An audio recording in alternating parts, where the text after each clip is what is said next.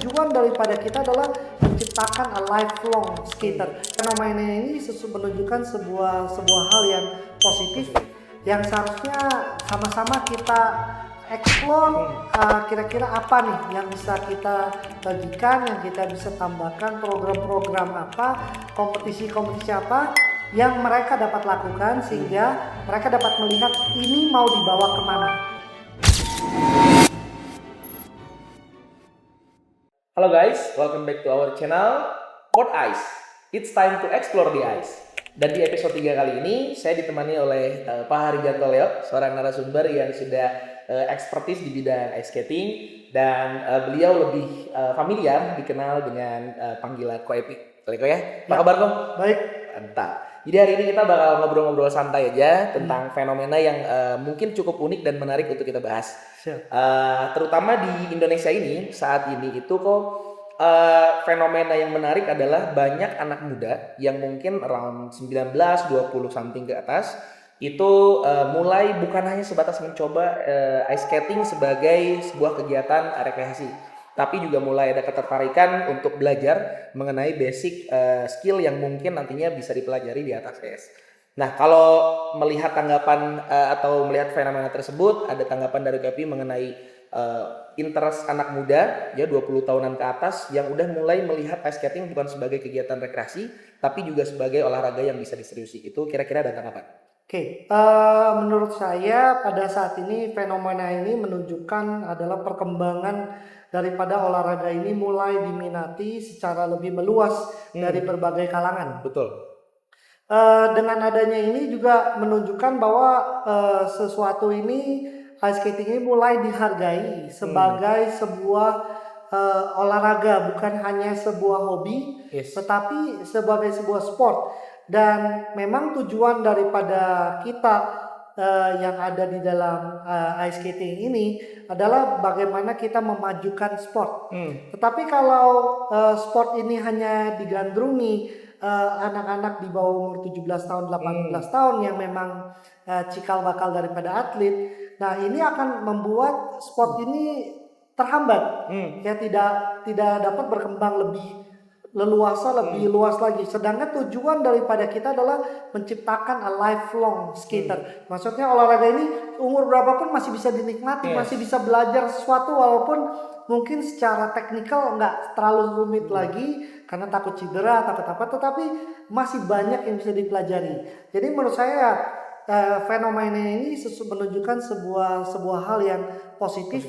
Yang seharusnya sama-sama kita explore kira-kira apa nih yang bisa kita bagikan, yang kita bisa tambahkan, program-program apa, kompetisi-kompetisi apa yang mereka dapat lakukan sehingga mereka dapat melihat ini mau dibawa kemana. Yes, tidak ada kata terlambat untuk memulai. Betul. Ya.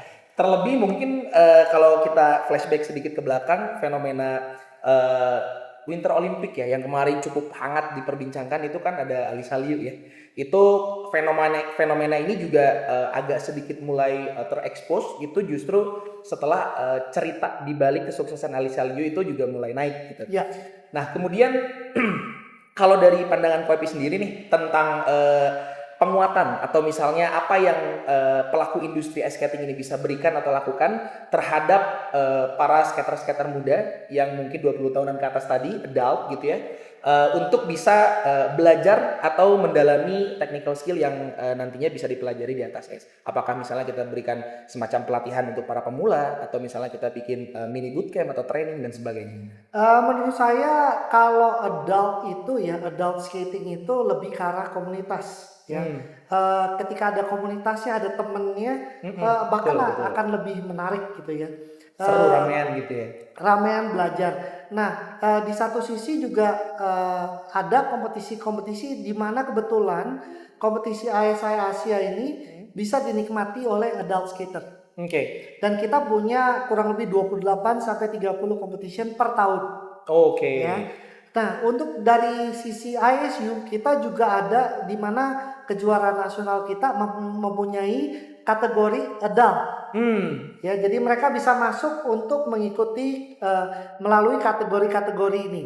Dan bahkan di dunia ISU juga memiliki pertandingan untuk adult skating ini seperti yang ada di Oberstdorf gitu. Oh. Ya, jadi ini bisa menjadi sebuah goal atau Future. tuju arah yang mau dituju oleh skater-skater yang mulainya mungkin telat gitu. Iya.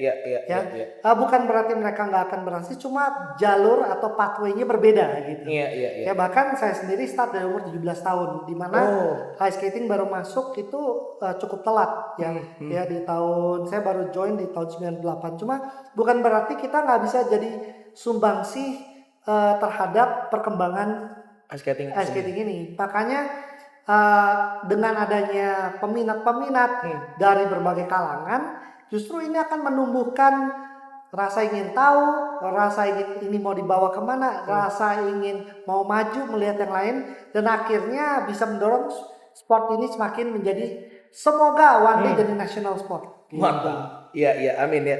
Dan kalau tadi mungkin sempat disinggung ada sedikit perbedaan path antara yang dari kecil menuju ke dewasa gitu ya. Apakah ada kiat-kiat yang misalnya bisa diberikan nih mulai dari berlatih kemudian ikut tes level misalnya untuk bisa dapat mengikuti kompetisi yang tadi sempat disinggung? Ya, untuk ISI sendiri, adult skating itu memang ada kategori atau elemen-elemen yang harus diikuti, dan at the end dia ketika dia siap dia boleh mengikuti tes level. Ketika tes level dia berhasil di situ, ya dia boleh compete di level tersebut. Daftar jadi member dan dia boleh compete di level itu. Sama juga dengan kejurnas, di mana ada adult kategori. Kamu pass the test, ya kamu lulus tesnya, kamu boleh mengikuti kategori yang kamu sudah lulus. Dan kamu jadi member federasi dan kamu bisa bertanding di kejuaraan nasional. Iya. Kalau dari kacamata competition director, kita tahu bahwa Ko Epi udah malang melintang di dunia kompetisi baik nasional maupun internasional. Sebagai competition director nih, melihat harapannya seperti apa kira-kira dengan adanya fenomena adult skater ini, yang mungkin nanti apakah cabang atau jenis eventnya yang akan semakin diperbanyak, atau justru kita fokuskan terhadap event yang sudah ada tapi kita arahkan skill adult tersebut untuk mengisi event-event tersebut? Saya rasa secara kategori sudah cukup, nggak perlu ada yang ditambahkan, nggak ada yang perlu dikurangi. Tinggal mereka menikmatinya aja. Dikasih tahu bahwa kategori ini requirementnya ini. Kamu ikutin, kamu pass the test, then you go for it. Dan dengan adanya ramean joining adult sama sesama adult itu bukan lagi kompetitifnya tuh, tapi ada funnya, ada keseruannya sendiri kan. Nah itu akan menjadi daya tarik, dan mungkin one day dengan experience yang mereka punya, mereka bisa mungkin membagikan kepada generasi selanjutnya. Ko Epi, last question mungkin bukan last question ya, last request nih kita dari tim Pod Ice. Barangkali ada sesuatu yang bisa di-advise buat teman-teman adult skater di luar sana yang masih ragu atau misalnya ada ketakutan untuk mencoba, takut jatuh ya, takut cedera, atau misalnya takut hal yang lainnya. Kira-kira ada advice apa nih buat teman-teman adult skater untuk nanti bisa sampai future ikut kompetisi seperti yang Ko Epi bilang tadi? Ya, menurut saya tidak ada yang perlu ditakuti dan tidak ada kata terlambat. Ya, kalau merasa malu untuk start one to one, carilah teman untuk ikut grup classes. Ya, dan kalau ketika kamu ramean, keseruannya makin meningkat. Nambah gitu ya. Jadi cari lokasi ice rink terdekat dan join di situ. Panggil teman-teman ramean, ya teman-teman kampus kayak teman-teman anak-anak SMA, silakan masuk barengan, ambil kelas ramean, karena banyak banget yang segala sesuatunya start daripada grup classes. Mantap. Ya mungkin lebih murah. Iya.